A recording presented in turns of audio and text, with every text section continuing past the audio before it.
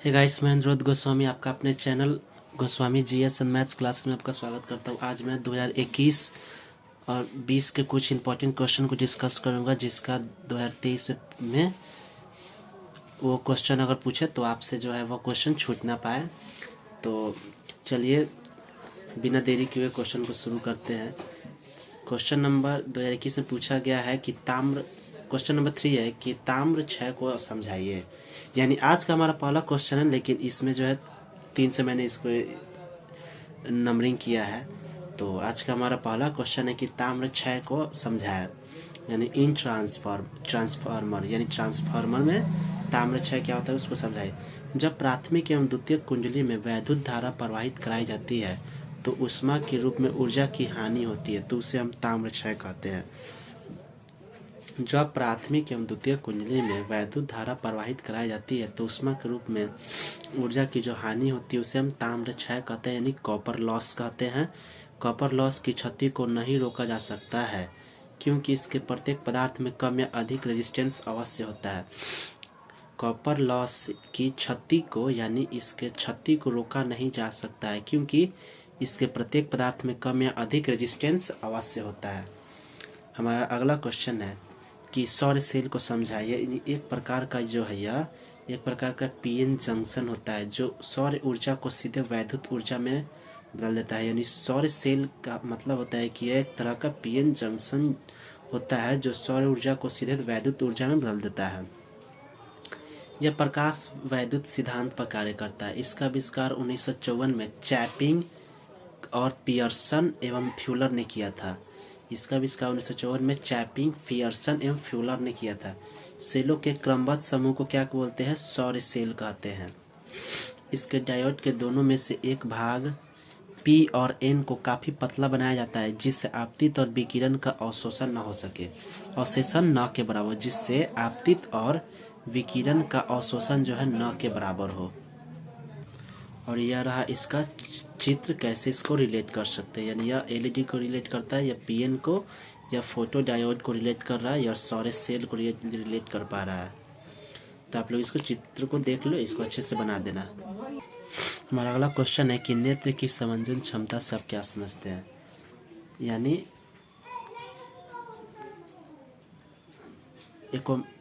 Ice of accommodation power, यानी नेत्र की समंजन क्षमता से आप क्या समझते हैं। कि हम लोगों ने इसको 10th में भी इस डिफिनेशन को पढ़ा था कि किसी वस्तु का स्पष्ट प्रतिबिंब देखने के लिए आंख एवं फोकस दूरी के संयोजन करना ही आंख की समंजन क्षमता कहलाता है। फोरनियर पॉइंट हमारे लिए होता है u, यानी वस्तु दूरी अगर -25 सेंटीमीटर और वस्तु का प्रतिबिंब यानी v 2.5, तो इसका फोकस दूरी जो होता है इसके आधार पर हम लोग निकाल सकते हैं। तो इसका फोकस जो है 25/11 यानी 2.3/11 होता है। वही एकोमोडेशन पावर ऑफ आई यानी आँख की एकोमोडेशन समंजन क्षमता निकाले तो P बराबर 1/f होता है। तो 1/f मीटर में तो 100/25 × 11 यानी P बराबर 44 डायोप्टर।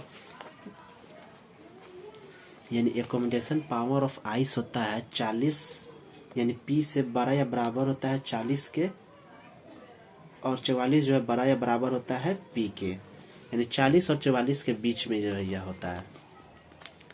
फॉर पॉइंट के अगर हम देखें बिंदु के लिए, तो f का मान अगर 2.5 है तो P बराबर 1/f, यानी 2.5 दशमलव रख के ऊपर 100 कर देंगे तो ये 4 कर जाएगा, यानी P बराबर 40 डायोप्टर। यानी मैंने अभी बताया कि एकोमोडेशन पावर ऑफ आइस जो है 40 और 44 के बीच में होता है। हमारा अगला क्वेश्चन है कि नैंड गेट को समझाएं।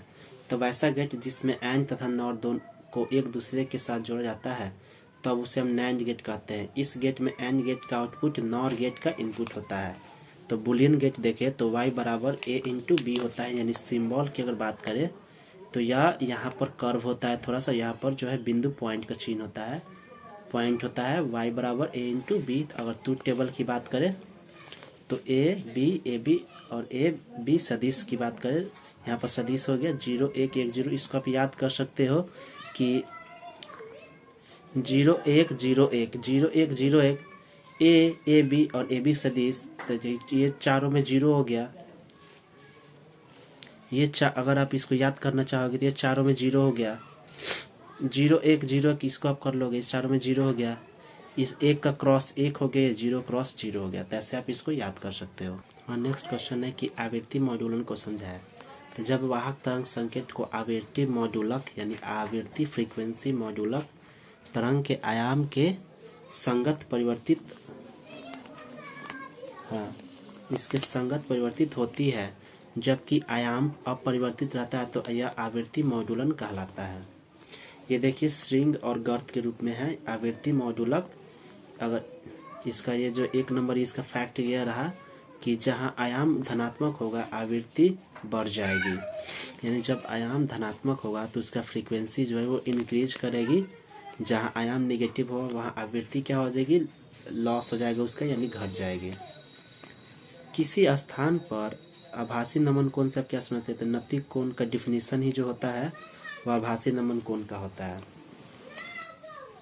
ब्रूस्टर का नियम क्या है? जब किसी समतल सतह पर प्रकाश की किरण को आपतित कराई जाती है, जब किसी समतल सतह पर प्रकाश की किरण को आपतित कराई जाती है, तब वह अपवर्तनांक का मान आपतन कोण के स्पर्शज्या के बराबर होता है, तो उसे ब्रूस्टर का नियम कहते हैं। यानी tan IP बराबर म्यू होता है, तो म्यू का मान यानी IP बराबर हो जाएगा tan इनवर्स म्यू, ब्रैकेट में म्यू हो जाएगा। तो ये क्या है? ये ब्रूस्टर का नियम है। हमारा नेक्स्ट क्वेश्चन है कि बीटा किरणों के दो गुण को लिखे। तो बीटा किरणों के दो गुण क्या, मैं आपको यहाँ पर 4 गुण बताऊंगा, इसमें से आप कोई भी 2 गुण याद करके आप लिख देना एग्जाम में। तो इसका पहला गुण है कि यह चुंबकीय क्षेत्र में विक्षेपित होती है।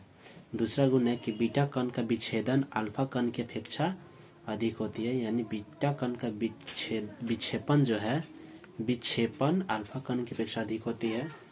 बीटा किरणों की भेदन क्षमता अल्फा कणों की अपेक्षा अधिक होती है। अल्फा कण अत्यंत ऊर्जावान इलेक्ट्रॉन है जो आंतरिक नाभिक में मुक्त होते हैं। इनका मास निग्लिजिबल होता है, यानी इसका मान कैसा होता है? निग्लिजिबल होता है, यानी बहुत ही कम होता है। बीटा कण अत्यंत ऊर्जावान इलेक्ट्रॉन है जो आंतरिक नाभिक से मुक्त होते हैं। इसका मान क्या होता है? निग्लिजिबल होता है। इसका मान कैसा होता है? निग्लिजिबल होता है। तो यह रहा इसका 4 गुण बीटा किरणों के। हमारा नेक्स्ट क्वेश्चन है कि चुंबकीय विभव को परिभाषित करें।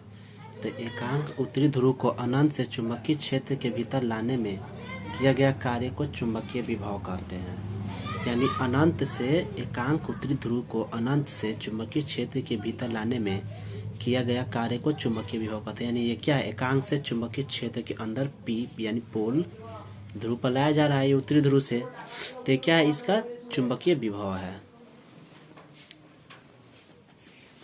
प्रकाश के पुनरावृत्त प्रवर्तन के आवश्यक 2 शर्त को लिखे। Most VVI question. यदि आपतन कोण का मान क्रांति कोण से अधिक हो जाए तो प्रकाश उसी दिशा में परावर्तित हो जाता है, तो प्रकाश उसी माध्यम में परावर्तित हो जाता है, तो उसे पूर्णांतरिक परावर्तन करते हैं। जैसे एग्जाम्पल के थ्रू देखें हम, तो गर्मी के दिनों में आप लोग देखते होंगे रेगिस्तान में कि आपको दूर से जो है आपको जल दिखता है, यानी पानी दिखता हुआ प्रतीत होगा, तो एक्चुअल में वहाँ पर पानी होता नहीं है। ये सभी जो है मृग मरीचिका के कारण होता है कि आपको ऐसा फील होगा कि सामने जो है पानी है, पानी से भरा हुआ है, लेकिन ऐसा कुछ होता नहीं है। वो सभी मृग मरीचिका का कारण होता है। ये क्या होता है? यह और हीरे की चमक इसका एग्जाम्पल है। इसका आवश्यक शर्त 2 कौन कौन से है? चलिए देख। तो इसका पहला शर्त है कि प्रकाश किरण को सघन माध्यम से विरल माध्यम में जाना चाहिए। देखिए सघन माध्यम से या विरल माध्यम में इसको जाना चाहिए। और इसकी दूसरा शर्त है कि आपतन कोण क्रांतिक कोण के मान से बड़ा होना चाहिए। देखिए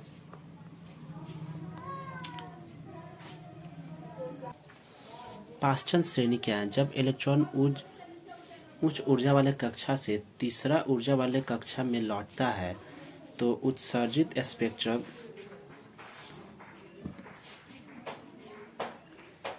उत्सर्जित स्पेक्ट्रम रेखाएं दृश्य भाग में मिलता है, तो उसे पाश्चन श्रेणी कहते हैं। तो उसे क्या कहते हैं? पाश्चन श्रेणी कहते हैं। इसमें क्या होती है? इसमें अवरक्त किरणें होती है, यानी 1/λ होता है RH 1/3a² - 1/n2 का स्क्वायर। वेयर n2 बराबर 3,4 डॉट डॉट अनंत तक है। क्वेश्चन हमारा नेक्स्ट की वैद्युत चुंबकीय तरंग क्या है, इसके प्रमुख गुण लिखे।